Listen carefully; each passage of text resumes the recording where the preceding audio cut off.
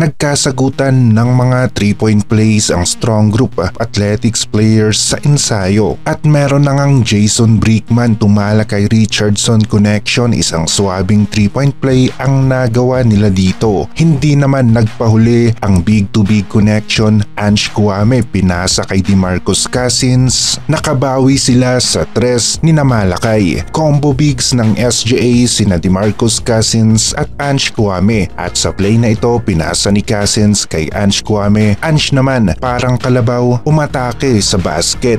Abando tamang ikot lang pasa kay Mikey Williams para sa kanilang opensa at sa eksenang ito DeMarcus Cousins may binura, lumipad ang bola. Zamboanga Valientes ang isa pang team na maglalaro mula sa ating bansa sa paparating na Dubai International Basketball Championship, kaya naman isa sila sa susuportahan ng mga Pinoy basketball fans. Kit Jimenez, pagkakataon nga niya ito na maipakita sa isang mas malaking stage ang kanyang talento sa larong basketball. Posible na magharap ang SGA at Zamboanga Valientes kung magka-group ang mga ito sa first round, kung hindi naman kaya ay pareho silang napabilang sa mga teams na uusad sa semifinals hanggang sa finals. Kit Jimenez at Ren Sabando ang posible na magpainit sa laro ng dalawang teams na ito kapag nagharap sila dahil na rin sa maraming nakasuporta at nakasubaybay sa dalawang players na ito, parehong may maibubuga sa hardcourt.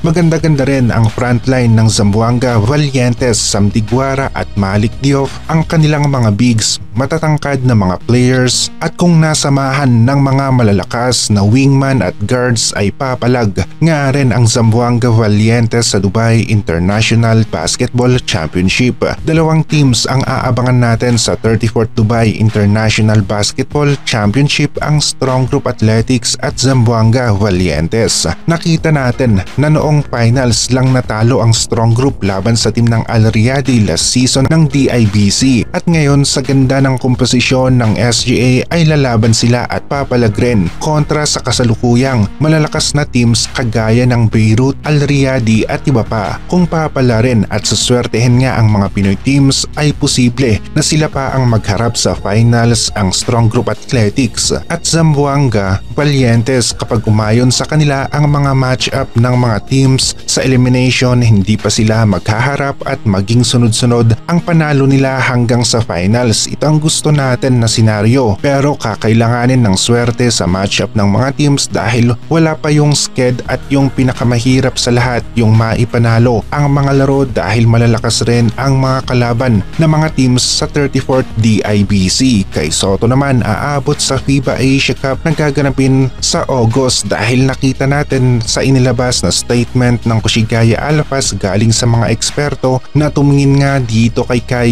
ay 6 na buwan ang kakailanganin niya para makarecover at sa August nga ang FIBA Asia Cup, halos 8 buwan pabago ang kompetisyon na ito. Posible nga lang na mas mahaba ang recovery time na kakailanganin ni Kai at depende na rin sa progress ng kanyang recovery. Posibleng maganda at mabilis, posible rin naman na maging mahaba ang proseso at hindi pa nga makapaglaro si Kai sa FIBA Asia Cup 2025. Kaya kailangan na paghandaan talaga ng gilas ang senaryong ito, yung walang Kai Soto. Humanap sila ng mga local bigs na mag-fill up sa naiwan ni Kai Soto na espasyo sa loob ng paint. Para sa akin, nag-iisa lang talaga ang Kai Soto, local player na 7'3" ang height para sa gilas at sa obserbasyon ko lang mahihirapan talaga sa loob ng paint ang gilas kung walang Kai. Magandang addition si Meliora Brown para sa gilas team at Junmar, AG Edu at Meliora Brown ang magiging main rotation natin ng mga bigs na quality ang magiging laro at kailangan na pagganahin ni Coach Tim Cone ang tatlong players na ito sa loob ng paint,